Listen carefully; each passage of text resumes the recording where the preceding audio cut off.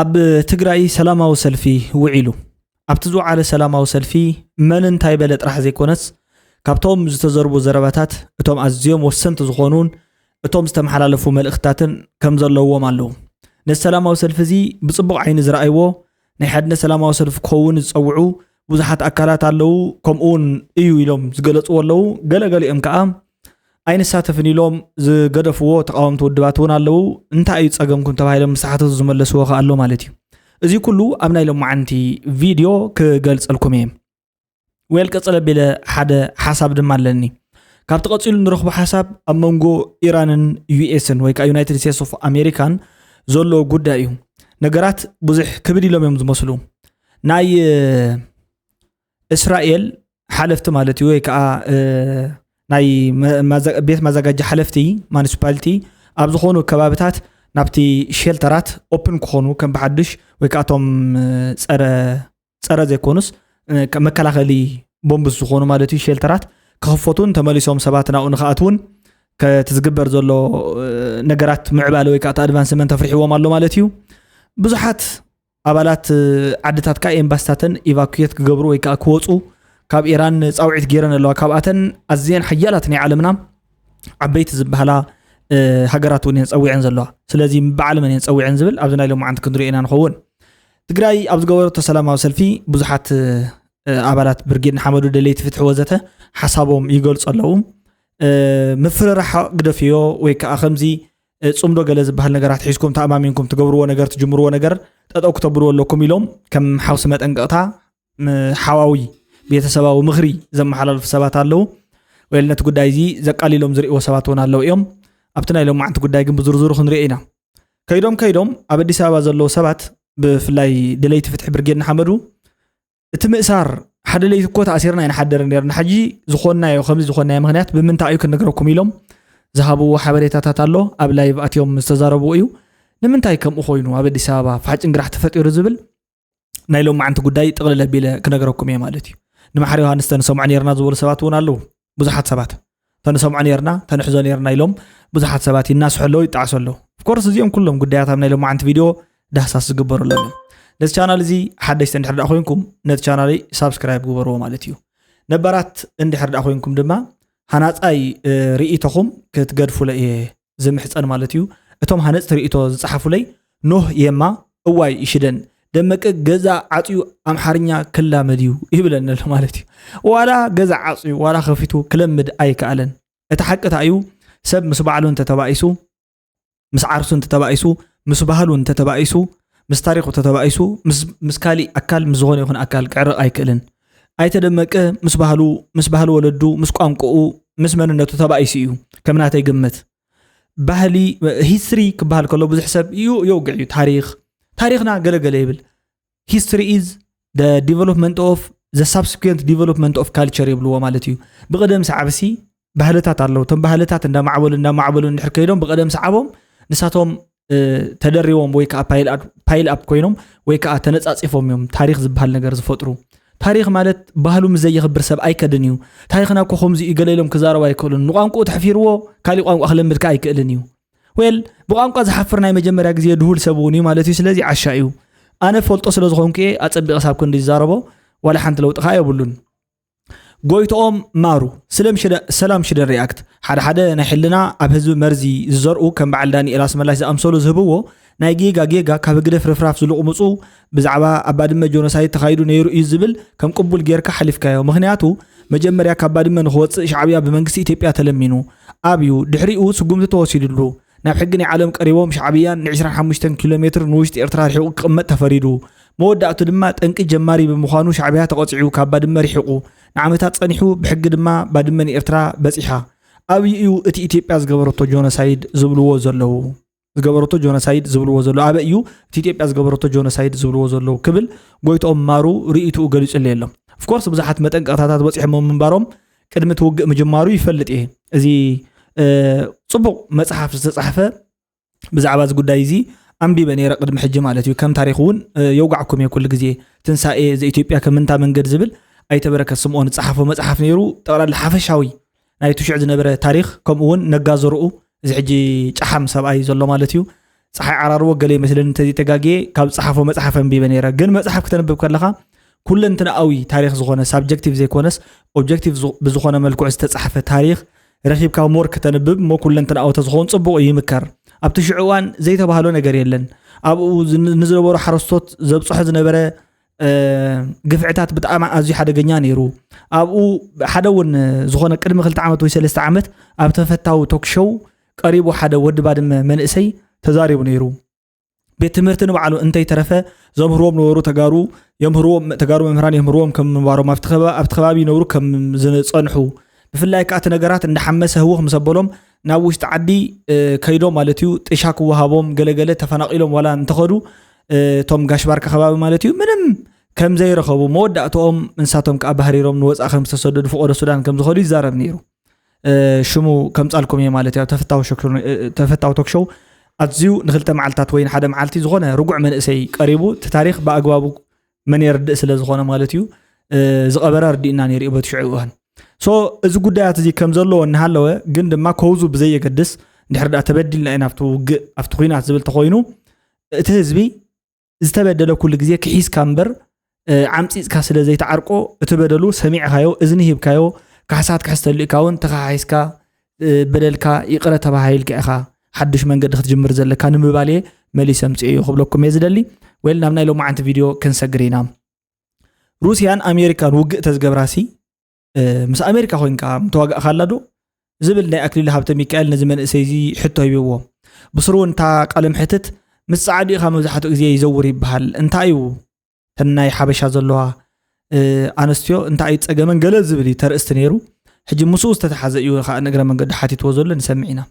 أمريكا مصر روسيا كنت تزقط ماسي أما كتت ويش مختت كانوا مع أمريكا مختت كان أوكي absolutely I wish علم بمولوسي بسلام نبرلو تزد ليك بليعك تزد ليك قبلك زي مخزن مقبي خبري أنا يجي أمك حد يقول ميلك خاينة بركة تزقاول I wish كن كوينو أبترياليت النبرس دلنا أمريكا واقع الله فرعان ناتو باسبورت ني أمريكا حجزين كسر أصله قال لك قلت خوينس امباس امريكا يمسيوز حتى لي قال لك خوينا سمعت يوم باونو ساعات سبر زينا سمبر اي ويش ابز عالم زي ناي صبو زخونه توبيك نيرو استزارو اي ويش زبولو ابز عالم زي تحده امريرو ناي تحده اكيبو نتحده انت زيطميو تحده ناي تحده ገንዘብ ወሲዱ ብዙሓት ጥሜታት ተዘይፈጥር ተተኻኢሉ ስራሕ ዕድለ ምፍጣር ኣብ ንጥፈት ኣብ ኣውፋራይነት እንተ ዝሳተፍ كم أنت زخون متمنى نيرة جن نسخة أي تعرفني أو حكينا نبر أنت خوين جن هو نصوم سلا نتأنى تسلا زهاون سلا زنبور نزلون مسام كوين أزواج أزبل حساب يوجلس ومالتي صبغ ريته يو تدسيل نخ حدا من أسي I wish زولا نجار دسيل نلاس كي نسمع የአሜሪካን ኤምባሲ በእስራኤል ማስጠንቀቂያ አውጥቷል። ይህ ማስጠንቀቂያ በአገሪቷ የሚሰሩ ከድንገተኛ ሰራተኞች በስተቀር ኮሜርሻል ፍላይቶች ወደ እስራኤል የሚያደርጉትን በረራ ከማቆማቸው በፊት ለቀው እንዲወጡ ማስጠንቀቂያ حجيت زينا مصي زلو قصيلو مالتيو ناي US embassy بتقلالو prohibit US government employees and their family members from traveling to certain areas of Israel ናብ ሓደ ቦታታት ከይኸዱ እዩ ዓጊቶም ዘሎ ማለትዩ the old city of Jerusalem ናፍታ ናይ ቀደም ኢየሩሳሌም ትበሃል in West Bank one persons may wish to consider leaving Israel while commercial flights are available ማለት ተን ኮመርሻል ክህልዋን ተለዋ ጥራሕዮም ሽዑ كم بحدش كحسبوا زلوا ويكا براراتات قلاب زقبرو ساعات سي ويكا فلايتات بزلوا ساعات حاسبهم كقورون ما تنقطع يوم حلال في زلوا سو أبزو قد دايزي انت عينت امام ايو كمس زغل من البات وق خفتوا لليوم يخونوا ويكا اتنشن نمفت اركوون يغلي يفلتن ያደረጉትን ጉዞ እንዲያቆሙ በአሁኑ ሰዓት ማሳሰቢያ ወጣለ ጽበዩ current report ዝበሃል ሓደ ነው breaking ይልኻብ ዘውጾ na Israel municipality had begun opening bomb shelters in anticipation of a possible war with Iran ይብላሉ حجابዚ ምናልባት ውግእ ክህሉ ምስ ኢራን ብዝብል እስራኤል ማለት እዩ ቤት ማዘጋጃ እስራኤል ቦምብ ሼልተር ውሽጥ ንኻኣቱ ጸዊዕ ኣሎ ማለት እዩ ብዙሓት ሰባት ብዙሕ ግዜ ካብ ሮኬትን ካብ ዝተፈላለዩ ሽልድ ዝግበርሎም ወይ ከዓ ዝሕብኡሎም ኣለዎም ኣብ ዝተፈላለዩ ቦታታት ናብኣቶም ከኣቱ እዩ ገይሩ ዘሎ ማለት እዩ عبيت زبهالو USS جيرالد ار كم اون ايركرافت كاريرز استفراليو خا بوزحات مالتي تصقيعهم كم زلو يزرب زلو مالتيو ናፍቲ ኮስት ኦፍ እስራኤል ኣብኡ ቀሪቦም ከም ዘለዉ ካብኡ እንዳተልዓሉ እውን መጥቃዕቲ ፍጹም ከም ዝኽእሉ ክሩዝ ሚሳይላት ድሮናት ገለዳል ንኦም ዝብሉ ዘለዉ ሕጂ እዚ ዓለም እዚ most probably ከም ዝረዳእና እንድሕር ኮይኑ ኣዝያ ተሓናኒቃን ተጨናኒቃን እያ ዘላ ናብ ጥፍኣት ከዓ ስድሪ ተሪፋት ኣላ ኢለ ዝግምት ዝኾነ ይኹን ውግእ ኣብዚ ዘመን እዚ እንድሕር ዳኣ ተወሊዑ እታ ሓንቲ ትንቢት እያ ተሪፋ መበል ሳልሳይ ኩናት ዓለም ብምንታይ ከም ዝዋግኡ ኣይፈልጥን እየ መበል ራብዓይ ኩናት ዓለም ግን ርግፀኛ እየ ብበትሪ ይኸውን ኢሉ ነይሩ ኣልበርት ኣንስታይን እዚ ማለት እቲ ሕጂ ዘሎ ማስ ዲስትራክቲቭ ዝኾነ መሳርሕታቶምን እቲ ሕጂ ዘሎ ብዝተፈላለዩ ካብ ዝተፈላለዩ ዓለማት መውፅኢ ዝበሃል ናይ ዝተፈላለዩ ጋላክቲክ ዋር ይኹን ናይ ካልኦት ከባብታት መሳርሕታት ውግእን ዘመናዊ ዝኾነ ዕጥቅታትን ኣዝዩ ሽግር ዝፈጥርን ብበዝሒ ብህዝቢ ደረጃ ዝቐትልን ስለ ዝኾነ እዚ ጉዳይ እዚ ንዓለም ናብ ስግኣት ሒዝዋ ከም ዝኽእልን ከም ዝጥሕልን ብስሩ እውን ምናልባት መቐፀልታ ናይቲ ዓለም ወይ ከዓ ኣካይድኡ ኣዝዩ ከቢድ ዝገብሮ ነገር እዩ እዞም ኩሎም እዚኦም ትሪእዎም ዘለኹም ብሓደ ግዜ ቀሊል ሚሽን ፈፂሞም ዝኸዱ ከም ዘይኮኑ ይፍለጥ እዩ ማለት እዩ ብዙሓት ከምቲ ናይ ዴድ ሃንድ ሲስተም ዝበሃል ዘለዎም ናይ ሩስያ ከምኡ ከዓ ናይ ባዕላቶም ዝኾነ ውዕላት ኣለዎም እስራኤል ከምኡ ውዕል ኣለዋ ኢራን እውን ከምኡ እያ ትፍክር ዘላ እንድሕር ዳኣ ንዓለም ክንጠፍእ ኮይና እተን ከጥፋና ዝደልዩ ዓድታት ሓዲኡ ክንገብረና ዝዓይነቱ ወይ ከዓ ሓራሪስናያን ክንከይድና ዝዓይነቱ ዘረባ ኣለዎም እዩ ማለት እዩ ሶ ኣይፍለጥን እንታይ ሃፕን ክኸውን ዝኽእል ጥንቃቐ ግበሩ ኣብ ዝተፈላለዩ ከባቢታት እስራኤል ትነብሩ ካሊእ ንሱ ጥራሕ ኣይኮነን ቻይና ከምኡ ገይራላ ማለት እዩ ነቶም ቻይና has urged its citizens to leave Iran as soon as possible ምክንያቱ tensions between the US and the Iran have reached their highest level ክብል ገሊፅዎም ኣሎ ኣብ ዝለዓለ ደረጃ በፂሑ ስለ ዘሎ ቻይና እውን ከምኡ ብተመሳሳሊ ክወፁ እያ ንዜጋታታ ኣዋጅ ሂባ ዘላ ማለት እዩ ሕጂ ናብ ናይ ውሽጢ ዓዲ ክንመፅ ኢና ናብ ናይ ዓድና ማለት እዩ ናብ ናይ ጎደወና መፂና ኣለና ኣብ ትግራይ ዝውዓለ ሰላማዊ ሰልፊ እዩ ኣብኡ ዝተዘርበ ዘረባ ግዝያዊ መንግስቲ ትግራይ ኣመሓዳሪኡ ጀነራል ታደሰ ወረደ ዝተዛረበ ዘረባ ኣሎ ንስማዕ እዩ ዝሕቶ እዚ ናይ ሕጊ ጉዳይ እውን ኣይኮነን ናይ ቤት ምክሪ ፌደሬሽን ጉዳይ እውን ኣይኮነን ናይ ምርጫ ጉዳይ እውን ኣይኮነን ናይ መረፃ ቦርድ ጉዳይ እውን ኣይኮነን ትሕቶ ፖለቲካዊ ውፅኢት ኩናት እቲ መፍትሒ ድማ ፖለቲካዊ ተብ ከባቢና ዘሎ ናይ ሓይሊ ምትእኽኻብ ናብ ኩናት ንምስጋር ንምውሳን ዝግበር ዘሎ ምድላው ቁሩብ ቀልቢ ገዚእኻ ምርኣይ ዘድልዮን ስለዚ ሕዚ እንተኾነ ብሕታዊ ኣማራፂ እዩ ሰላማውን ፖለቲካውን መገዲ ጥራሕ ምዃኑ ምባል ካብዚ ወፃኢ ካሊእ ኣማራፂ ካሊእ ናይ ሓይሊ ኣማራፂ እንተኮይኑ ሕዚ እውን ኣብ ዝሓለፈ እውን ዝፈትሖ ነገር የለን እቲ ተታሒዙ ዘሎ ብሓይሊ ተታሒዙ ዘሎ ስለዚ ሓይሊ ክውስኖ እዩ ክውስኖ ኣለዎ ኢልካ ዝግበር ፈተነ መወዳእቱ እቲ ኩናት ኣብ ትግራይ ጥራሕ ከይተወሰነ ንመላእ ኢትዮጵያ እውን ኣብ ሓደጋ ዘእቱ ኩሉ ፈታውን ፀላ እሺ ቅፅለ ቢልና ናብ ናይ ዶክተር ደብረጽዮን ዘረባ ክንሰግር ኢና አንክፈልጦ ዝግባእ ሓቂ እንተሃለወ ዝቁረስ መሬት ትግራይ ይኹን ዝጠፍእ ህዝቢ ከም ዘይህሉ እዩ ብመስዋዕቲ ወለዶታት ተዓቂቡ ዝመፀ ክብርን ጅግነትን ህዝቢ ትግራይ ኣብዚ መዋቕል በፂሑ ዘሕፍር ታሪክ ስራሕ ዘበት እዩ ብምዃኑ እውን ብዕፅምቲ ደቅካ ዝተሃነፀት ውድብካ ሕወሓት ሕዚ እውን ቃልሲ ውኣት ደቅካ ዓቂባ ንምሓስ ህልውናኻን ላዕላውነትካን ከምኡውን ንምርጋፅ መሰል ዓርሰ ውሳነ ሃብ ትገብሮ ቃልሲ መሪሕ እጃማ ከም ትዋፃእ ክንራገፀልካ ንፈቱ ትማሊ ሎሚ ይኹን ወትሩ ሕርያ ውድብና ሕወሓት ሓዊስካ ኩሎም ስትራቴጂክ ዓምታት ትግራይና ሰላም ምዃኑ ሕዚ እውን ደጊምና ደጋጊምና ንገልጽ ይኹን ዳ እምበር ንሕና ጥራሕ ሰላም ስለ ዝበልና ሰላም ክራገፅ ከም ዘይኽእል እውን ንርዳእ ኢና ስለዚ ሕዚ ኣጋጢሙና ዘሎ ሓደጋ ብሄራዊ ህላወ ብጥሙር ቅልፅምና ንምኽባስ ኣዊባዊ መኽተ ትግራይ ዓሲልና ከም ወትሩ ተወዲብና ክንምክት ታሪካዊ ግቡእናን ሓላፍነትናን እዩ ሓራይ ጽቡቕ እዩ እቲ ሓሳብ ግን ኣብ መንጎ ክልቲኦም ዘሎ እቲ ናይ ዶክተር ደብረጽዮን ክቲ 2013 ዓመተ ምህረት ዝነበረ ተመሳሳሊ መግለፂ ሜይቢ ዓመተ ምህረት ጥራሕ ተቐይሩ ይኸውን ዝኽእል ባዕላ እያ ምንም ዋላ ሓንቲ ዝተፈለየት ነገር የላን ወይ ትፅሕፍ ዘሎ ሰብ እውን ኮፒ ፔስት እዩ ገይርዋ ከም ዘለዋ ባዕላ ተመሳሳሊት እያ እታ ናይ ጀነራል ታደሰ ወረደ ዘላ መግለፂት ከዓ ንእግረ መንገዶም ነቶም ምስኡ ዘለዉ እውን ሕጉም እያ ተብል ማለት እዩ ንእሽተለይ ተሓጉም እያ እታ እያ ትብል እተውዚ እውን ዝግበር ዘሎ ምትእኽኻብ ተብቲ ከባብታት ዝገብር ዘሎ ወታደራዊ ምትእኽኻብ ናብ ውግእ ከየምርሕ ስግኣት ኣሎ እዩ ንስ ከዓ ሕስብ በቢልካ ከም ብሓድሽ ክምዘን ክኽእል ኣለዎ ዛ ዓይነቱ ዘረባ እውን ኣለዎ እዩ ማለት እዩ ስለዚ ቀፂልና ካብ ንረኽቦ ዓይነት ርእይቶ ጽቡቕ እዩ ተዝሓለፈዎ መግለጺ ንመኸተ እዩ ዝብል እውን ተዘይ ኮይኑ ግን ክንዋጋ ኢና ናይቲ ክንዋጋ ኢና ናብ ዝብል ተዳሉ ማለት እዩ ዶክተር ደብረጽዮን ኩሉ ግዜ ክንዋጋ ኢና ምስ በለ እዩ ሓንቲ መዓልቲ ሰላማዊ መንገዲ ክንፈትሕ ገለ ትብል የለን ኣለኩም እንደኹም ዚ ዝበሃል አንተ ቆልዓ ጥንቀቕ ተኾንካ ተጠንቀቕ ዘይጥንቀቕ ተኾንካ ግን ገሌልካ ተዛረቦ ማለት እዩ ስኢልካ ኸም እዩ ሰላም ሕጂ ቀዳማይ ሕርያና ሰላም ይገለ ዝብል ኣብ ተግባር ዝየለ እዩ ኣብ ሰላም ዝሓርሰብ ሕጂ ኣመና ብጣዕሚ ጥንቃቐ ናይ መልሓሱን ናይ ዛረቦም ቃላት መሰረት ገይሩ ካ ዝዛረቦም ቃላት ብጣዕሚ ወሰንቲ ብዝኾነ መንገድታት ተጠንቂቑ ኣፉ ሓፂቡ ኣጽሪዩ ክዛረቦ ዘለዎ እዩ ሕጂ ኩሉ ግዜ ክዛረብ ከሎ ንሱ እቲ ፕሮቮኬቲቭ ዝኾነ ወይ ከዓ እቲ ናብ ኩናት ዘእቱ ዘረባታት ኩሉ ግዜ ኣይገድፍን እዩ አንጽፉ ይዛረቦ ማለት ኩሉ ግዜ ኸም እዩ ናይዞም ውግእን ወረውግእን ዘይስልክዮም ሰባት ሓደ መለለይ እንታይ እዩ ቅልል ብዝበለ መንገዲ እንተዘይ ኮይኑ ግን ዝብል ነገር ኣለዎ እንተዘይ ኮይኑ ግን ክንዋጋ ኢና እንተዘይ ኮይኑ ማ ኩሉ ሰብ ክዋጋ እዩ እምበር ታይ ማገብር እንተዘይ ኮይኑ እኮ ማንም ሰብ ሱቕ ኢሎ ብዝመሬት ዝነብር የለን ግን እቲ ናይ ቀደምሲ እቲ ናይ ሰላም መንገድታት መማረፅታት ፀዊዕኻ ምስ ኣበየካ እዩ እኮ እንተዘይ ኮይኑ ትብል መወዳእታ ሱቕ ኢልካ ግን ኣብ ትግራይ ዘለዎ ኣካይዳ እንተዘይ ኮይኑ ግን ገለ ዝብል እዩ ጽምዶ 31 ወፅዮ ብዝኾነ ኣብዚ ድማ ወይ ውጊ የለን እንተሃሊ ድማ ኣብይን ብልጽግና ናይ ክህልውን እዮም ይዝብል ሕጂ ኣብዚ ከዓ ታይ ዝብለሎ ብግራም ብኪሎ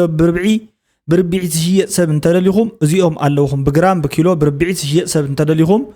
እዚኦም ኣለውኹም ዝብል እዩ እቶም ከምዚ ዓይነቶም መጽሓፍቲ መብዛሕትኡ ግዜ ሎሚ እዮም እኳ ዳተፈላለዩ ወፅኦም ዝኔው እምበር ነይሮም እዮም ኣብ ዝተፈላለዩ ናይ ኢትዮጵያ መጽሓፍቲ ኣዝዮም ብጣዕሚ ጸበብቲ ዝኾኑ ሰባት ክጽሕፍዎም ከለው ዝጽሓፉ መጽሓፍቲ ንበዓል መለስ ዜናዊ ይኹን ንበዓል ኣቦይ ስብሓት ገለ ንቁልቁል ኣፎም ተደፊኦም ገለ ተጻሕፈ ኢኻ ተንብብ ሕጂ ናይ ጽላእቲ መጽሓፍቲ ሞሊ በቃ ዝዓዲ ክነግረኩም ኣይክእልን ከምቲ ናይ ቀደም ከምዚ በዓል ገብረ ህይወት ባይከዳኝ ብላቴን ጌታህርዩ ወልደ ስላሴ ኪዳን ወልድ ክፍሌ ከበደ ሚካኤል ከም ጽሕፍዎ ዝነበረ መጽሓፍ ኣብዚ እኳ ይትረክብኒ ኢኻ ብስሩ ተራእየ ይፈልጥን بعدنا خا خم وخمتين نبع الدكتور عراء ورقنا دكتور سليمان عنقاي ممهر قبر خيدان وكان إيش ليش عفوا نص بدأ يصحفهم جن خم أخوينون تاريخهم بتعمي مهارة سلزنا برا نوح سفح زغنا تاريخ سلزلهم بتعمد دزول مصحفتين أنا نبي بنيرنا شعوب موت العلم مقابر اللي ما يبعل مع البيت رسنا عبيون وزتها حج خنابي اليوم كلهم وصيتات مالتي لومي كم زبها المصحف يلن كم زبها وقعتها توني اللون تايدا نتحدى فرق جونو فوتو العلكا نايت اللي أتم صحفتيهم سلازي جنريشن زي انت أي تمجيبون تيلكم تسأل اطرح كان لنا قريبولن أبصر استمسرت الجزا أحشوا استمسرت الجزا نفاس انت متصم فراسو يترفون أبصر استمسرت الجزا دما نفقري منبري تفقير كان نختنبر مفتحي أيكونن صوت أيكون بقى وحج وصل الجزا يزخون بحتصيرو وحج وصل الجزا إن نسرح زلنا كل جزء أبن زاربهم زرباتات أبن نبلهم قالات ندحر من لسلاس تغيرنا نابن تزيت تعرف انا كم فرح كم حقينا خم زي كونكو ناغورك ازارب حق نغركم ግን لما انت زخونه ካብዞም ብዙሓት መናእሰያት ሲ ይርአ እንዲው ቪድዮ ይርአ ነይረ ነገረ መንገዲ እውን ማለት እዩ ንፍልጠት ኢለ ብዙሓት ፖድካስታት ገለ ይስዕቢ ሕጂ ዝኾነ መግለጽታት ገለ እንዳሰማዓሁ تحسو خلقا نبعلها أخا دقرية تقبر زبل أزراربا يسمع نيرت كونسكيونسو نسيو حق انها تزاربك عن حاسوت كتنهلو تخيل حاسوت كابو على الدقرية ناقبر خيديو تي حقي حنتيا تحق حنتيا نحنا كابسل تقوتيونا كالو اتبقان كابسل تقوتيوم إرتران كابسل انت تقوتيوم ترحيا تعدنا سلام تخون بقى زي أترحيا سلام تخون أبتشعوان سلام تخون نحر كوينو كلها أنا نتكسم معنا يقولون نحنا ون لبنا رجع بيلنا وأنت أكلهم زيل تزاريونا قلت رحيلنا بردك كانوا لي بلنا كوميل كانت تزاريو كبب تزارب كانت تلعيلك فيناتي زل على مالتيو زيوم شجرات يوم نحسبنا لهم تخيلنا جن عبيت لو تاتكموت يخو يوم زبل رديت هلن كابدهم ثلاث تزاربات زيوم سمعهم تقرأ جون عق ما ختكب كلامه تبتني عزلنا كتكب كلامه فقراي واتسنيو روحتها واتسنيو خن مكتينا خن بلنا هي واتسنيو بستخاله السلام دفاع سرح خلالو كابصم دو خرحقو خوللهم بقى زي اتوانا كابصم دو خرحقو خوللهم مفكر واقع يقولون تفكر كا منهم ترجم يقولون زبل مجلسي ناجوسي اغنا عيليا ابزل حتى يطببيلوا مصيو مالتي ود حوبوي بطعمي صبو حسابي يزارب جوس كل غزي يفلط انتاي كم زارو يفلطيم زوم ثلاثه سبات بفلاي ክልቲኦም ማለት እዩ ኣነ ምብልላፅ ኣይሪኦለውን ብጣዕሚ ጎዛት ሰባት እዮም ሚስተር ውፉይ ኣብ ከምዚ ዓይነት ዘረባ ክዛረብ ከሎ ብጣዕሚ በሊሕ ሰብ እዩ ጆሲ ብጣዕሚ ኣዝዩ ኣርቲኩሌትድ ዝኾነ ሰብ እዩ ዘረብኦም ብጣዕሚ እዮም ደስ ዝብሉኒ ትክክለኛ ከዓ እቲ ዘሎ ባህርያት ናይቲ ጎደቦና ካብቶም መናእሰይሲ ሒዞም ወይ ለይግምት ይፈልጥዎ እዮም ቮላታይል ዝኾነ ኔቸር ወይ ከዓ ባህር ኣለና ኣብቲ ከባቢና ይፈልጥዎ እዮም ለይግምት ብጣዕሚ በላሕቲ መናእሰይ እዮም መርኣያውን ክኾኑ ይኽእሉ ነይሮም ሎሚ ኾነ ሓምለ ኾነ እምበር ነዚኦም ሰምዕዎም ክበሃሉ ዝኽእሉ ነበሩ መናእሰይ እዮም ንኣብነት በዓል ሚኪ ትግራይ እውን እኳ ንሰምዖም ኣለና ኢና ምንም ሽግር የለን ሻዕብያ ምሰጥፋኹም ንመን ኢኹም ክትመርሑ ኣብ ኤርትራ ፓለስቲንያን ድኽመም ትመርሑ ሶማልያውያን ድኽመም ትመርሑ ናይጀርያውያን ድኽመም ኣብ ኤርትራ ክትመርሑ ኣነ ክርድአኒ ኣይከኣለ እቲ ስርዓት ምቕያር እቲ ስርዓት ደሰይ ይብለናን ሕገ ደንቢ ዲሞክራሲ ይስፈን ኣብ ዓድና ኢልካ ምቅላስ ካሊእ እዩ ኣብ لكن للميتين 50 عامت هزي تግራይን هزي ኤርትራን ተራራዲው ተስማሚኡ ብሓደ ከይነብር ኣብ ክልተና ጎስጓስ እናገበረ ምስ ሓይሊ ዚና ክንተሰሊፍናስ ንሻዕብያ ክነጥፍት ውልና ዘለኹ ሓደ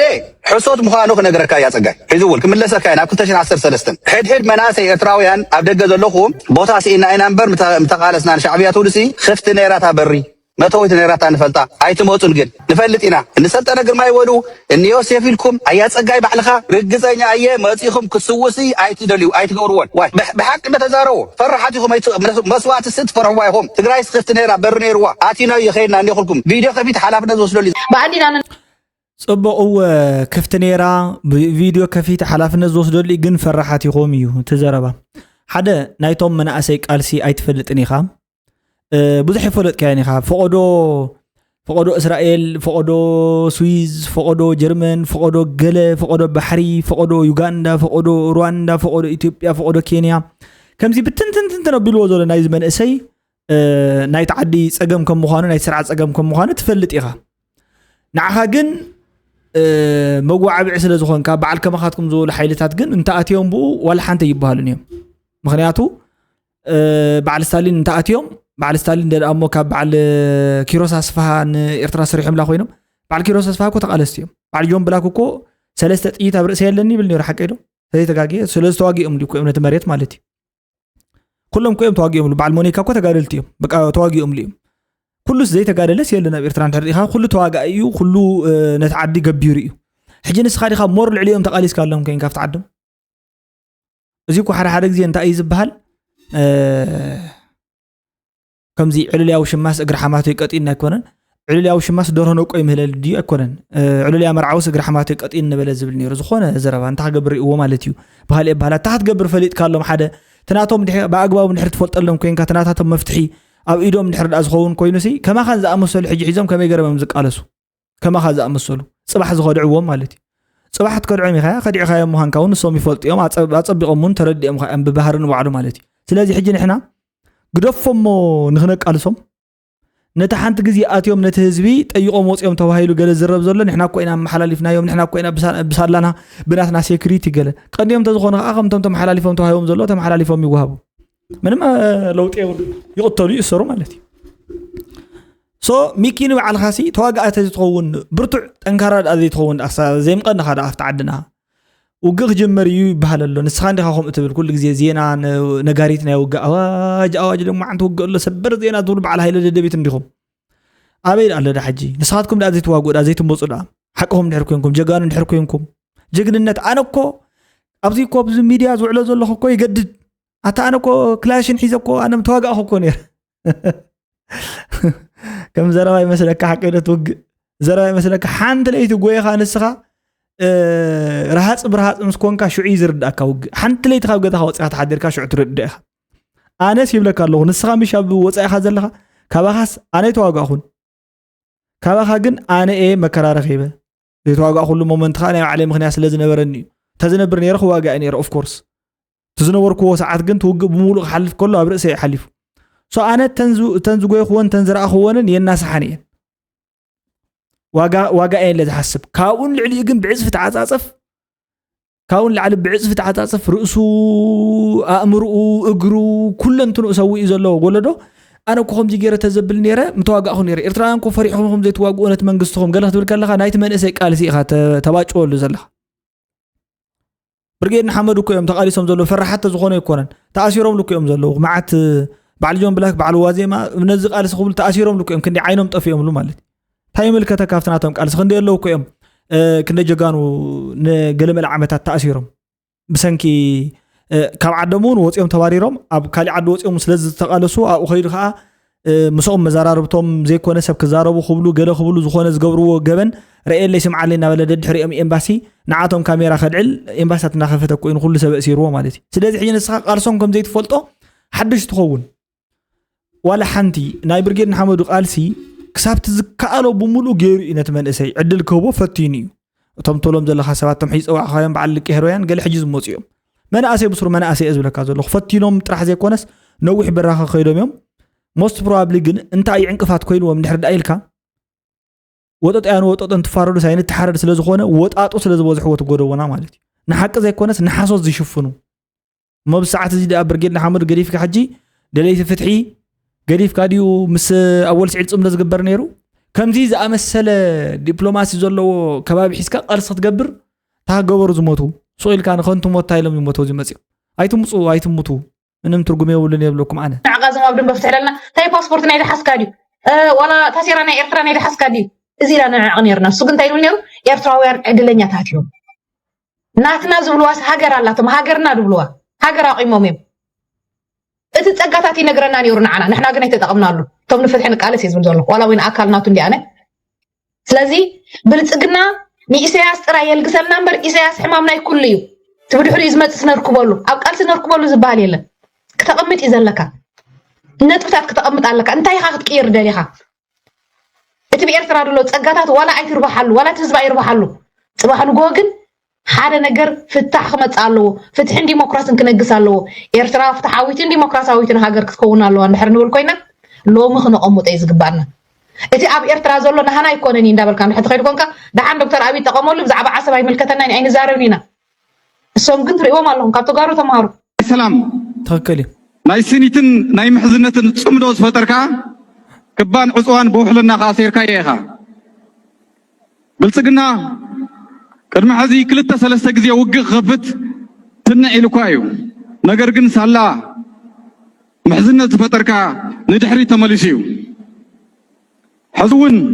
حسكي يصوارن سراويتن يطقعلو هزن تولعوا غنا شح جنبار سلتهونو انتولعوا ناي بوليتيكا عرسق دلت ياخذكون سميناويان صبح حسابي تحسابو حي كم حسابي يصدق اخوني تفخراون كم فخر انا اي صدق اخوني يقبل تفخراون كم فخوري يقبل كل غزي وق ولا ايفن ولا خدكفت اندحر كوينكا ناي بحقي مالتي وتطببت ناي وق طبب زل مصحفكم يزولو ارت اوف ذا وورد بحالالو ناي لب يازغبرس ندي ينغر حيل انتلي كاي تزاربنيخ نعيو غله كل غزي اب تغارو زلو صقم كنغركم بتعامينا ننعقنو زخونه غداي ننعقو مالتي ننعقو شللي خاطو بقى او ازي قليل ነገር ይገለ خاطو بالغله አይኮነን اخبيرካ ምርአይ ነቲ ዝመፀካ ፀገም እኳ ሲቅንሰልካ ማለት እዩ ምክንያቱ ልዕሊ ትዳሎ ሕጂ ግን ታይብለሎ እንተ በፂ ሕጂ ክጠፋ ይገለገለ ሕጂ ሲ ንዓኻስ ብተዛዋዋሪ እዝዋዕካ ዳይሬክት ኣይኮንካ ንኣብነቱ እንድሕር ኩዓና ኮይኑስ በተዛዋዋሪ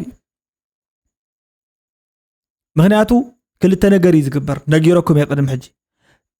ኤርትራ ንትግራይ ክትሕግዛ እንድሕር ዳኣትያ ማእኸላይ መንግስቲ ተጸቢቁ ይዝደል ነቲ ጉዳይ እዚ ሉዓላውነት ዓደይ ጥሒሳ ኢሉ ካኣቶ እዩ እግረ መንገዱ ጉዳይ ዓሰብን ጉዳይ ካብልን ዝበሃል ኣለዎም ጣይስ ሒዙ ወኸዲ በቃ እዚ ኣይትረሳዓዮ ማለት እዩ በቃ እግረ መንገዱ ክማሉ እዩ ነቲ ጉዳይ እንድሕር ዳኣንሱ ንዓና ተንኪፉና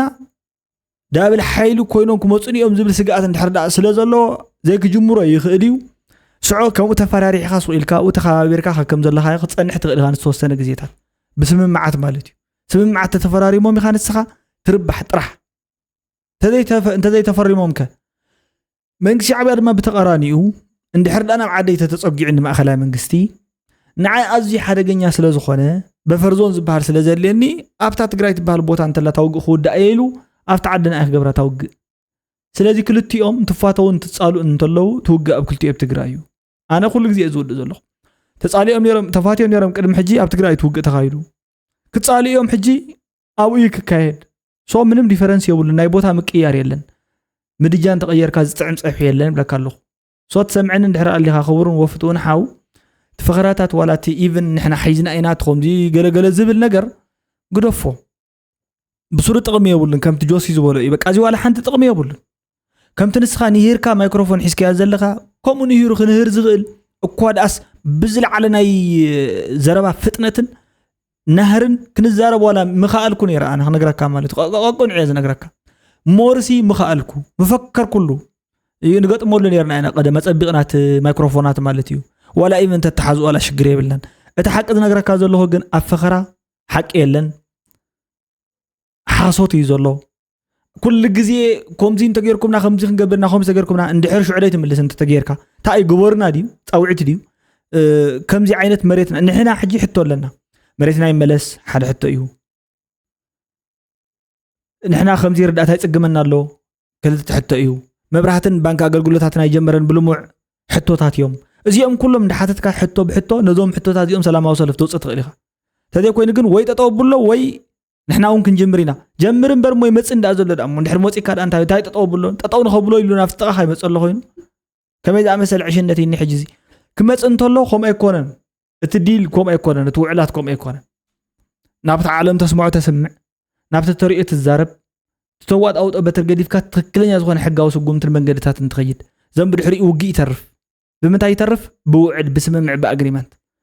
تتخيلوا خا تعيشوا تخيلوا يقطع أجريسيف أو أجريشن بزبها لي تحس سو زيوم يوم تام سمع معك خونو زلوا أبسمعي تأتي خاك وان كان عدي تترف تغل أبسلحيتيو سلحيت كأتصبونا قريب طعمي إذا حاولنا زي تعيب لنا اللي سكن نسمعيه حاولوا خلوا الله شوف ناهي الله قدائي زير خايف لك يستقيل إذن هزم حرام سمعنا وين كالقصالي تفعات كندحن تغينا حزي كنحبر كنكلنا قل نقصالي نقورو مرخبتات بسبت راح يخونوا بتاكتيك راح يخونوا باستراتيجي ندقاجر كنكلنا اليوم استفدنا صحتات عبدنا استفدنا صحتات انترنالايز نقبر هاو توزيع يقول لك إيرترا دخايا عافية ولا مشلا دي خبل أنا مشلا دخاني مشلا ولا عفوني ولا بلاش ولا أغير قابل قافك عبد الجلال أغير كراسة الله ورك الله أوانا لنا سلازي وزين قد علي إيكونوم خمين راخب بوليتيكا خمين راخب وتادر خمين راخب سنة هزات رخبي استراتيجي قال عبد خلو أكيدنا اليوم تايم زو حدا جزء صبغ زربا إناي زحونا تايزبل حبرة صبغي بقى تخكل يونين باوري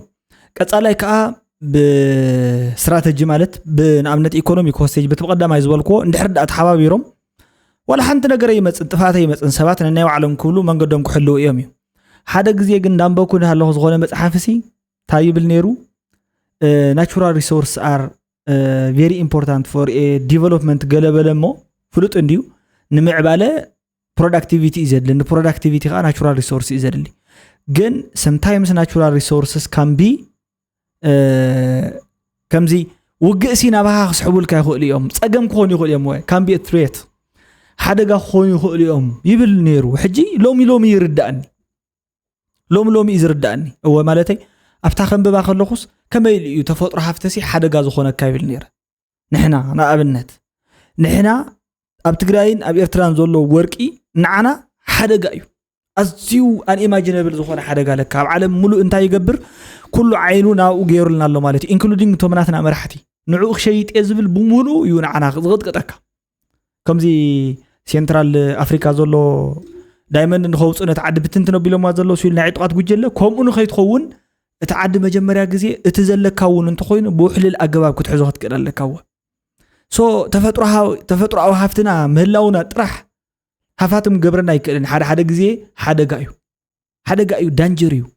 نمخنياتو تفطروا هافتي زقطقطوم زلنا علامات سو ايهالونا يكونن ويك افرحنا نحاز يكونن انتايدا أتقاقمون واتاصون ساعاتون تايمينغون بأقبابو بستتصنع ملكعو دحننت كحلون وحسنا بزخونلو ملكعو ايو نابنت أب 3 عامات 4 عامات زوص زولنا تግራይ ወርቅታት ከምህዳሙ ይሃድመሎ ወርቂ ሃላቕ ካብ ዝበሃል ተፈጥሮአዊ ሃፍቲ ሓደ እዩ ይውዳዩ ትመሬት ከ ድሕሪት ወርቂ ብዝተፈላለዩ ማዕድናትን ብዝተፈላለዩ ናይ ሲያናይድ ኬሚካላትን ተሓፂቡ ስለዘሎ ንቀጻሊ ወዲ ሰብ ክነብረሉ ንዝኽእል መልክዑ ግደፎም ወዲ ሰብን እንስሳትን ንኸባቢ ኣየርን ነቲ ኣቶሞስፌር ንባዕሉ ብዘይምቹ መንገዲ እዩ ዝካየድ ዘሎ ሓቂ ኢሎም 3-4 ግዜ ኣብ ናይ ዓድና ጉዳያት ሓደጋታት እናፈጸምና መሸላኽ ንበልዕና ዒልዎ ክንበልዕና ገለገለ ዝብሉ ሓሳባት ስቑኢሎም እንታይ ዝበሃል እዮም በቃ ማለት ቅዱስ ናይ ፖለቲካ ዘረባታት እዮም ሲኦም በቃ ብሩኻት ዝኾኑ እቲ ሓቂ ንሱ ኣይኮነን እቲ ሓቂ ሞር እቶም ዝግበሩ ዘለዉ ዕደናታት ክትኩንን ከለኻ ምእሳር ጠጦ ከብል ክኽእል ኣለዎ ኣነ ዕደና እንድሕር ኮኒነ ንምንታይ እዩ ከይትምዕብለለኒ ዓደ ኢሉ ዝኹንን ሰብ የለን ፍትሓዊ ክፍፍል ጥቕሚ እንተዘይህልዩ ሰብ ምዝራባ ይተርፎን ኢለ እየ ኩሉ ግዜ በብመዓልቱ ኣብ ዝለዓሉ ቶፒካትን ኣርእስታትን እሲ ኩሉ ግዜ ምስ ተዛረብኩ እየ ብዛዕባ ወርቂ ንምንታይ ኢኻ ተሰልኪየና እውን ክሳብ ዝበሃል ኮይነ እየ ግን እዞም ሃፍታት እዚኣቶም ሓደጋ እውን እዮም ፀጋታት እውን እዮም ረብሓታት እውን እዮም ሓደጋታት እውን እዮም ሓደጋ እውን እዮም ፅልካ እዮም ምክንያቱ ንዓቶም ክወስድ ዝደሊ ነዳዲ ክወስድ ዝደሊ ንኣብነት ንመንያ ዝብሉ እዛ ምዱሮ ዝበሃል ዝተወሰደላ ቬኔዙዌላ ሓደጋ ኣይኮይኑዋ ዘሎ ሃፍትታት ማለት እዩ ሓደ ግዜ ሓደጋ እዮም ዘይትታት ወርቁን ከምኡ እዩ ኣለና እዩ ኢልካ እውን ኣይኮነን ዝረብ ቀጥታ ናብ ኣክሽን ኢኻ ትኣቱ ሰላምካ ከዓ ብጣዕሚ ብነዊሕ መንገዲ ኢኻ ውሑስ ክትገብሮ ዘለካ ኣብ ከምዚ ጫፍ እናሃለኻ ሎማዓንቲ ዝኾነ ይወግኣኒ ገለገለ ኢልካ ግደፎም መዓዲ ነውፂኻ ብስራሕ ክትውዕል ዛላምበሳ ከተማ ኣነ ኩሉ ግዜ ኤግዛምፕል ዝገብሮ ናይ ቀደም ትሬድ ሩትስ ዝበሃሉ ቦታታት ኣለዉ ናይ ንግዲ ቦታታት ካብቶም ናይ ንግዲ ቦታታት ሓንቲ ብዛላምበሳን ዓድግራትን ኣርሆ መቐለን ይፍለጡ እዮም ዛላምበሳ ከተማ ዘይማዕበለትሉ ምክንያት እንታይ እዩ ኢንቨስተራት ኣብ ሙሉኦም ሃዲሞም ናብ ካሊእ ዓዲ ጠፊኦም ንምንታይ ሃዲሞም ጠፊኦም መዓዘይ ውግእ ክጅመር ከም ዝኽእልን ከም ዘይኽእልን ስለ ዘይፈልጡ ውሑስ ስለ ዘይኮነ ኣብቲ ዓዲ ሃብቶም ዋላ 100,000 ትኾን 10,000 ከውፍሩ ስለ ዘይክእሉ ከምዚ ዓይነት ነዊሕ ዝኾነ ሓሳብ እንድሕር ዳኣ ተሓስብ ኮይንካ ድማ ምዕባለ ማለት እዩ ዲቨሎፕመንት ማለት እዩ ብፕሮዳክቲቪቲ ዝዕቀን ብጂዲፒ ዝዕቀን እዚ ተሓስብ እንድሕር ኮይንካ ውግእን ወረ ውግእን ዝበሃል ሜንታሊቲ ካብቲ ጎደቦ ኸ ንየርሒካ ክትድርብዮም ዘለካ ከጠፊኦም ዘለዉ ናት ኦንሊ ምስ ኣምሓራ ክልል ትግራይ ጥራሕ ሰላም ኮይና ውግእ ኣይተርፍን ኣብ ሱዳን ድሕረልዩ ንትግራይ ይሃስያ ኣብ ትግራይ ዘሎ ውግእ ኮነ ሱዳን ሃሲዋል ተወዲኡ ከይደኡ ሰብዕ ለቕሊቆሎ ብስደተኛ ንባዕላውን ዘለዋ ንዓናውን ሃሲና ኣሎ ኣብ ኤርትራ ተልዩ ንዓናውን ካሃስየና ይፅባሕ ምስ ኢትዮጵያ ተተኻይዱ ኢትዮጵያ ክትፈርስ ኢትዮጵያ ሓደጋ እያ ዘላ ኢሉ ንሕና እውን ንፈርስ ኢና ዘለና ባይዘስየም ቶክን ዓይነት ተሓሳሶ እቲ ሓቀኛ ዝኾነ ስልሒት ኣስሊሕና ነቐምጦ ከም ዘሎ ነቲ ህዝቢ ንንገሮ ድሕራ ይረዳእ ይወስን ውግእ እዩ መማረፂ ውግእ እዩ መንገዲ ምዕባለ ዝብል ድሕር ዳኣ ኮይኑ እቲ ህዝቢ ወል መንገዲ ምዕባልኡ ውግእ ይመርፅ መሰረተ ልምዓተይ ኣብ ግዜ ውግእ ከውፅእ ይኽእል እየ ካሃንፆ ይኽእል እየ ወርቂ እውን ከምኡ ማዕድናት እውን ከምኡ ክጥቀም ይኽእል እየ እንተይሉ ሌባ ጥራሕ እዩ እቲ ሌባ እዩ ውግእ ዝደሊ ዘሎ ህዋይ ኣለዋ ኩንታላት ሕጂ እውን ሞይሱ እንደገና ከጓዓዘን ሽዑኸ ባዶ ተተርፍ ብድሕሪኢኸ ወሊደ ክዕቢ ቀፃሊ ሳስተይነብል ዝኾነ ዲቨሎፕመንት ኣለኒ ገለ ክትብል ካበይ ምፅኢኻዮ ሃፍትታት ኩሉ ግዜ ሪሶርስ ላንድ ይሓትት እዩ ወተር ይሓትት እዩ ሪሶርስ ይሓትት እዩ ከፍቲ ይሓትት እዩ ሂውማን ካፒታል ይሓትት እዩ ካብዚ ምዕባለ ዝመፅእ ዝተወሰደ ዝተበልዐ ወርቂ ከምዚ ናይ ሕጂ ብሸተኽ መተኽ ዝጠፍአ ሓንቲ ናይ ኢንዱስትሪ ፓርክ ወይ ከዓ ሓንቲ ናይ ኣይሲቲ ፓርክ ይሃነፅ እዩ ዓዲ ክትፈርስ ማለት ሶ ጥፍኣት ብከምዚ ዝመፅእ በቲ ትንትንዎ ዘሎ መንገዲ ምዕባለ ግን ብኸመይ ከም ዝመፅእ ኣነ እዛረብ ዘለኹ ኣይፈልጦን እዮም ሶ በኣግባቡ የረድእ ኣለኹ ኣነ ማለት እዩ ለይትን ቀትርን ዋላ ብግልፂ ይኹን ውሽጣ ግን መንግስቲ ኤርትራ ንትግራይ ብወግዒ ናይ መጀመርያ ከም ሃገረ ትግራይ ሪኮግናይዝ ክገብር ዝኽእል እንድሕር ኮይኑ ስለምንታይ ምስ ሻዕብያ ሓቢርና ኣንጻር ኣዲስ ኣበባ ዘይንስለፍ ስለዚ እቶም ኣንጻር ጽምዶ ዘለው ሰባት ኣንጻር ናጽነት ሃገረ ትግራይ እዮም ኢሎም እዮም ዝኸስኹም እሞ ኣብዚ ጉዳይ እዚ ዶክተር ደጀን ከም ሓደ ናይ ናጽነት ተቃላሳይ እሞ መንግስቲ ኤርትራ ሻዕብያ ንትግራይ ከም ሃገር ሪኮግናይዝ ክገብር ዝኾኑ ምንቅስቃሳት እንድሕር ሃልዮም ዘይትድግፈሉ ምክንያት እንታይ ክኸውን ይኽእል የለን ስለዚ የለን ዘይድግፈሉ ምክንያት ሻዕብያ እንትፍጠር ጀሚሩ ክሳብ ዛ ቅጽበት እዚኣ ኣይኮነን ናጽነት ትግራይ ክድግፍ ብሄራዊ ህልውና ህዝቢ ትግራይ እውን ዘይቀበል ስርዓት እዩ ዕድመ ድኩዕ ብዓይኒ ሓቂ ተሪኢኻዮ ኤርትራን ትግራይን ዝተነጻጸለ ህልውና ክህልየን ኣይኽእልን ኣብዚ ሞተት ኣብዚ ደኸመት ትግራይ ትዕንብብ ኤርትራ የለን ኣብዚ ጠፍአት ኤርትራ ትዕንብብ ትግራይ እውን ኣይትህልን እዚ ናይቶም ህዝብታት እየ ዘውግዕ ዘሎ ናይ ሻዕብያን ሕወሓትን ኣይኮነ ስለዚ ሻዕብያ እሱ ዝቆፃፀራ ኢትዮጵያ ክትህል እምበር ትግራይ ኣብ ኤርትራ ወይ ትግራይን ኤርትራን ሓደ ሃገር ክኾኑ ናይ ትግራይ ነፃነት ወይ ኣፍልጦ ሂውን ናጽነት ዘለዋ ትግራይ ሃገር ዝኾነ ትግራይ ከፍልጥ ይዝብል ዕሽና ደጋጊመ ክዕሽ አይደለን ደጋጊመና ክንታለለ አይደለን ትግራይ ሓራይ ትክክል እዩ ኣፍልጦ ኣምሃብ ኣፍልጦ ሃገረ ትግራይነት ብጣዕሚ ኣዝዩ ወሳኒ ዝኾነ ሕቶ እዩ ዝለዓል ኩሉ ግዜ እንተሂብዋ ዝበሃል ኣሎ ትኸውን ዶ እወ ትኸውን እንተሂብዋ ኣፍልጦ ተሂቡ ይኸውን እዩ ግን ንባዕሉ ኣፍልጦ ዘይብሉ መንግስቲ እዩ ክንፈልጦ ዘይብልና ማለት እዩ ሌጂቲሜት ዘይኮነ በብዛሓት ግዜስ ዋላ ከም መንግስቲ ትፈለጥ ሃገር ኤርትራ ከም ሃገር ኤርትራ ዋላ ትፈለጥ ምስ ዝኾነ ይኹን ዓይነት ዓዲ ዲፕሎማሲ የብሉ ኤምባሲ የብሉ በቃ ዋጋ ዘይብሉ ነቶም ዜጋታቱ ብምስቃይ ዝፍለጥ ምስ ዓለም ዝገብሮ ዘሎ ርክባትን ገለገለታትን ማለት እዩ ካብቶም ብጎዶ ሸፈፍ እናበለ ሓሊፎም ዝኸይድ ሰባት መብዛሕትኡ ግዜ እንተዘይ ኮይኑ ካብቶም ጠንቂ ዘምፁ እንተዘይ ኮይኑ ብጽቡቕ ዝርአ መንግስቲ ኳስ ኣይኮነን ስለዚ ኣፍልጦ ተይዋን ትግራይ ወንሲ ከምኡ ዓይነት ሃገር እያ ክትከውን ማለት ኮይኑ ምንም ፓስፖርታት ተቀባልነት ዘይብሉ ኤምባሲ ዘይትኸፍት ቢሮ ዘይብላ ገለገለ ዘይብላ ማለት እዩ ዋላ ሃገር ኮይና ተንኸውን ጽቡቕ እዩ ምክንያት ጸጋታትና ኢና ክንጥቀም ተዘይ ኮይናውን ጸጋታትና ኢና ክንጥቀም ተኮይናውን ክንጥቀም ኢና ንሱ ኢና ክንጥቀም ካብ ትግራይ ዘሎ ንድሕር ሃገር ኮይና ትግራይ ዘሎ ጥራሕ ኢና ክንጥቀም ምስ ካልኦት ዓድታት ብንግዲ ብገለቢል ኢና ክንተኣሳሰር ብኢኮኖሚክ ኢንተግሬሽን እንተዘይ ኮይና ድማ ምስ ካልኦት ክልላት ኮይና ኢና ክንጥቀም ተመሳልና ኢትዮጵያ ጸጋ ወይና ኤርትራ ጸጋ ኢና ክንጥቀም ና ሓደ ዋላ እንተነዝብል ማለት እዩ ምንም ዲፈረንስ የብሉን እቲ ዲፈረንስ የብሉ ነገር እቲ ኣፍልጦ ዝህበና ዘሎ ዓዲ ናይ ዲፕሎማሲ መልክዑ ድውን እዩ ዝተደወነ እዩ ምንም ዋላ ሓንቲ ነገር የብሉን ሓድሽ ነገር መሲሉ ይዝረአን መብዛሕትኦም ሰባት ከምኡ ዝብል ስቑኢሉ ዝኾነ ናሬሽናት ገለ ክመጽእ ከሎ ብለይቲ ሓደ ኣይህባን እዩ ዘይህበሉ ምክንያት ይነግረኩም ከለኹ ንባዕሉ ሲ እቲ ምዕራብ ትግራይ ዘሎ ገጽ ሸነኽ ንባዕሉስ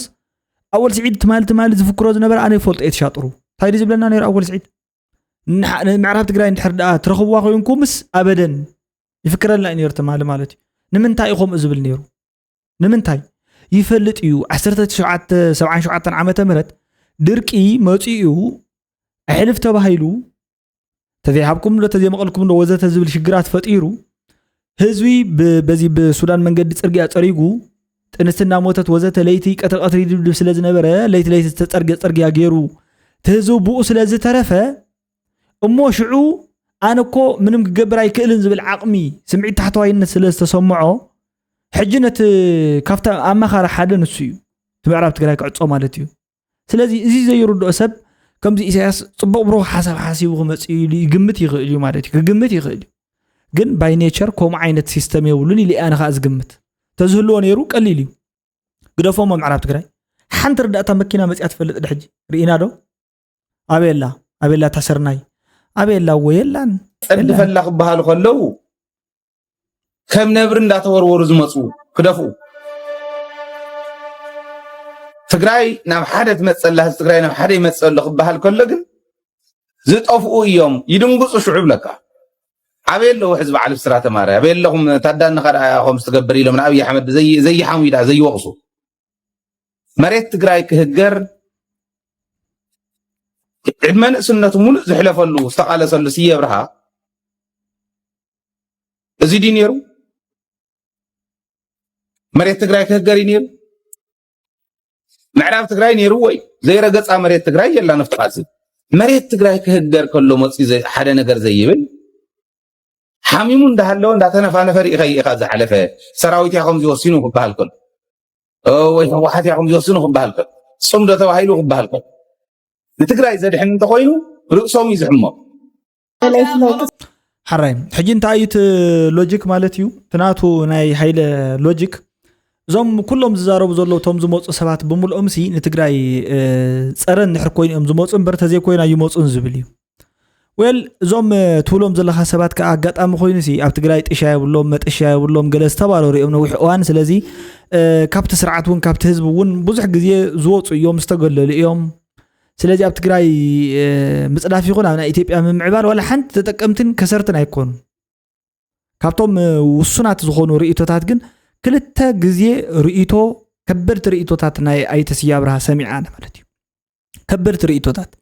ቅድሚ 2013 ዓመተ ምህረት ሓንቲ ዘረባ ሕጂ ከዓ ሓንቲ ዘረባ ቅድሚ 2013 ዓመተ ምህረት ታይ ትብል ነይራ ውግእ ከይትጅምር ዝኾነ ይኹን ኣካል ውግእ ዝጅምሮ እምበር ዝውድኦ ይፍለጥን ትብል ነይራ ሓንቲ ሓቂ سيلو بروح حق مالتي بروح كا نتصور كا رئينا يا خا أزي حدقنيا معنا ومنبارو شو سلسته سومني ترفني إزبال يكون قلا يبلني إزبال ما أخلي منقسنا إيدي دكتور أبي حمد يقول بلسقنا يكون شو كلتا سومني بس ترفناتها خليفنا وزته كلهم زيهم نتوقع عليكم زود أي فلطون كجمرو خلو ترحم جميرمو شعوب دحريو عدتها عنون وبيلو بفلاك أنا تقراي دكتها بليعو عدد شجر جروا زي تتأجنا الشقات زرع اللي عد فتيرو يخيلو سو حق ده يكون النيرو حق فرقان كي تجمرو بسحتت ولا يزبل نرجع ولا بسحتت وقس جماري إمبر ودا يفلتن حقو يو أصدقوا تزاريو أبز حلف أوان كابس تزار وزارة بحجب الصومنزي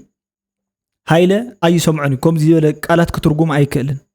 دكتور هايلة بتعب عبي سحتت كابز اللهم سبعة حد يو كم مهار دلوا يكونن كرمون دلوا يكونن شجورها أنسي وق مكياد مالت بقى خدك زي أخدك ملكا وق مكياد مالت وعل نمفر رامي زتقم هو تواجي العدتات زنا بارجين نجي إذا أتوا أبرهن حزن نفس ممعين زمزة كل جزية سرد بارتي يمتسي أفتى أجريمنت تابز فتسمى الله زخون يكون أوان دي لبز جبروا الفيرمات تسمع تابزولو سرد بارتي مز موع على حسب كأي قربة بايندينج زخون أجريمنت حزن يمزة تسمع نتي كدولي وق مالنتا مالتني incompatible interest كوي بسكيرسيتي بديمان بسابلاي زتل على جيت مالتي وق مالتي زيو خالي ترجم يقولن إيكونومي بتحد وجنو تنا إيكونومي مدللايات تنسخات دوليو أنا يدوليو نقول لها أقول يكونن سجاتات دروتات يوم دليتات كا سفحت يوم سلازي أبزي وق زفتر أبزي استفتر وق بسم معيزودا انتاي وين المقل وين الكفافل بزبل اتزت لقنا يسمم معسي تواقينا ناب سمم انت بصحينا امو تسمم عقواتنا حجيزو لخ تكبر ديك على خنفصم انت زيك إلنا حجي تملسنا انت تواقينا كالي سمم دكونا نفرم زبليو اتا ترد ان بجخا بحدي اغزيابير يرد اخا ويلي انت ايو جنا ولخا بت بلا لها انت معات اغزيابير يو كم زيوم زارو سبات دما بلحت يوم مهورات يوم فلاتات يوم يردهم يوم مالتي أقول رأيه سيدي رياس بك حدنتنا لستنها أنا مسحوحات كاين حدنتي لستنها بالله أمسا صوري لا لو نتي حدنتي هزب تقرأ كرراقة تقوينا أو نحوحات تسكر قلب طرح تقويني أنا زي واحد منهم تفلت أمري بالله بايزوي منهم تفلت أمري بالله أقول رأيه يتحازوا لأخونكم إلي أنا زقمت مالتيو أمنا يزخون يكون سب موت زرراقة دحنا نتعدي لن من الوقت أمنا يستسوء تقرأ لاي من الوقت تزي كوينو كابو وصاي زخنط فوق مينا هنقتلو مينا خندمسسو مينا وزته زبلو نغرات نغيركم كل جزء كابيز موصي مسيلكم سئل كاب زعناو زخون حسابي كاب طرحز موصي كاب لب زلو سبا يكون سئلو ايدو نقدم اصابعته زيكونس ايدو نقدم اوصي زاربكم زي እንዳጨርح زارب سب ازيوم ناي سمعيታት سباتيوم ادرينالين بايزو ጭርح ማለት ادرينالين انت اي زبل نوركو ይልካ ምሸት ንበይናኻ ኮፍ ይልካ ተሰሚዕኻ አፍቲ ዝኾነ አኺባታት ገለ تبزبل زربا خمزي تزارب كاتترديكا كما إذا أمثل سحتت يذو على الكتبل تغليها زي حاجة تاي تبلكم جيرنا هنطفيناهم جيرنا هندمسسينا وزت أفت مدمساس قدفيو مدمساس أيقونن عدملو أي دمساسن التحساس وانديو التحساس بقى تمهرو تمعدو تمخرو كردو أتقبر أي رد أني انتيلو كا حجون تلفع تحساب كا بحساب يسعر مالتي بهنينو غاي موت gradual decay كالو مالتي نيا بعلو زخونه اما وتالو حسابات يموت يوم بايزوي الا علو بزحات حسابات يوم طلع لهم عالم حجي غرمكي تنسختوا لي يزلغنوا على خندي سبات يوم زلون يرم قدم زي لا ان هنا لعلومتي حدنتي حزب تግራይ للرغاغص اما قبر حوحاتي طرحيو مساقهم يخون بحدا ننبر بحدا لو لخونه مرعى يكون ذكر نخدي ندلي ابناتي اقاميو حزب قتدنا قطناس بقى واجنقنا باخذ حدا نكون عمل بالي سرحي انا هنا لاخذ مسكع مጨረሻይና نفاردكم مسكع مጨረሻይና نقاومكم مسكع مጨረሻይና نقالسكم لما انت املا تግራይ ዝካየድ ዘሎ ሰልፊ ናይ ሓደ ውድብ ሰልፊ ይኮነን ናይ ውድብ ህወሓት ባይቶና ወይ ናይ ዝኾነ ይኹን ፖለቲካዊ ውድብ ሰልፊ ይኮነን لما انت امላ ትግራይ ዝካየድ ዘሎ ሰልፊ ላላው ግዛት ትግራይ ከይተቆራረሰ ናብ ንብሩ ንኽምለስ ጽውዕ ሰልፊ እቲ ንልዕሊ 5 ዓመታት ኣብ መከራ ዘሎ ህዝቢ بقولتوف نافت ماموق جوزو نخملس سوع سلفي السلفي زي أب تجراي زقصل زل صراحة هاوس أنتت بس دون نخمل سوع سلفي صبح حسابي مالتي حجي اب تيبور ناكي ناي برجين حمود اكتيفيست اندي حقي ሚኒስተር ዲስ ኢንፎርሜሽን ክብል ይገልጽዎ ዘሎ ማለት እኔ ማነ ገብረ መስቀል حجي ታይልዎ ዘሎ ኣነ ብዙ ፖስት ኮሲ በቃ ከምዚ መስሓቅ እዩ ይኽብል ገልጽዎ በሓጺሩ መስሓቅ እዩ ክነግረካ ይኽእል ናይ ዓድኻ መራሒሲ ብጭካነ ዝፍለጥ መራሒ እዩ ወላ ሓንቲ ነገር የብሉን ሕጽረት ዲሞክራሲ ከም ዘሎስ ክነግረካ ይኽእል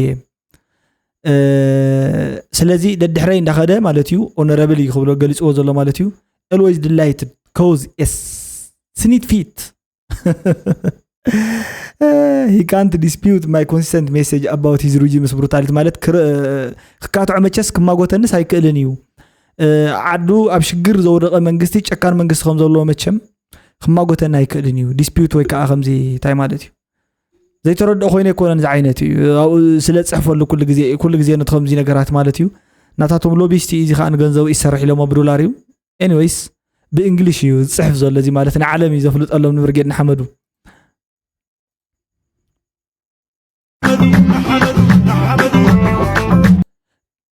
get involved and let's win together get involved in get involved get involved and let's win together ዝብል ሳልሳይ ጉባኤ ብርጌድና ሐመዱ ተኻይድ ነይሩ jet ዝብል ቃል ካቢ መጽለ ጮማ get involved ማለት እዩ ስለዚህ ኣብዚ ጉዳይ እዚ ሙሉ ብርሃን ሰመረ ማዕረ ብርሃም ሰመረ ኃይለ አብ መምህር ዘርእሰናይ ሳሚ ወድፊሽ መምህር በየነ ገረዝ ጊር ገለ ኣብዚ ጉዳይ ጻውዒቶ መቅሪቦም ኣለዉ ማለት እዩ ኣብዚ ተረኸቡልና ኢሎም ኣለዉ ዝኣኺቦም ሳልሳይ ጉባኤ ብርጌድና ሐመዱ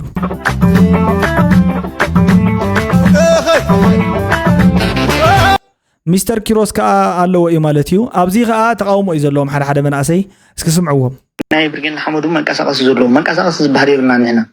ኩም ዝበሃል ነገር የለን ኣብዚ ሕጂ ሰዓት ሕጂ ብርጌድና ሐመዱ ኣካይዱ ጽፉፍ እዩ ነይሩ ብጣዕሚ ጽፉፍ ማለት ስማርት እዩ ነይሩ ኦኬ ኣብዚ ሕጂ ሰዓት ግን ኮይኑ ከምኡ እንተዳ ኮይኑ ንምንታይ ከምኡ ዘይቅፅል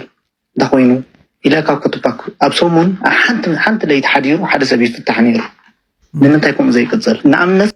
وحجسي لمنتاي كوم زي قصل نفتحينا نيرنا بتشعو اوان بشعو اوان بدنب نوصينا نيرنا حجيكن كوم يقصلن زلو هايجاك تغيرنا انا زعينتي ابزي انت اتبل اذا سناي شو ديا قلت بهال زلا سنايت شو تقالسي برجين حمدو ويكاتناي دلي تفتحي تعم تصب سلطنه غرما ايو مخنياتو نسو بولي غبرنا ايو زبل حتو يزلوا نسمع اسكي زي اي نخولنينا مالتي ترديهاني مسلطنه غرما اب حدا مادي مزي بولي زخونه سبب حدا ما بولي ዝገብረና ኣትብል ዘላ ማለት እዩ ኣብዚ ኻ ጠቅላላ እንታይ ዝብል ናብ ትግራይ መጺኻ ዝነበርካ ንፈልጥ ኢና ይብሎ ንሰልጠነ ግርማይ መወዳቱ ንፈልጥ ኢና ሽዑ ዋነቶም መናእሰይ ኣብዚ ዘለው ንኻኣቱን ንኽቃለሱልካን እንድሕር ዳኣ ተዘይትድግፍዎ ዶ ተተቃወሙ ዶ ነቲ መንግስቲ ናብ ዝዓዲ መጺኹም ኮይንኩም ስለዚ ተቃለሱ ንኽብል ነቶም መናእሰይ መጺ ነይሩ እዚ ኣገይሩ ንኽሽውዶም ኢሉ እንታይ ዳስራሓሎ ይኻል ዳ ነይሩ anyways بزي اي موصي نير زبل حساب يقول زلون اي لما انت فيديو نزي مسل كسام موداتا مد تخاتاتلكم موداتا نا صريتو تغدفو صصبو يسمعنا خبلكم يدلي تشاو دحنا قنيوتا انا حضرت حواتي ما نستيو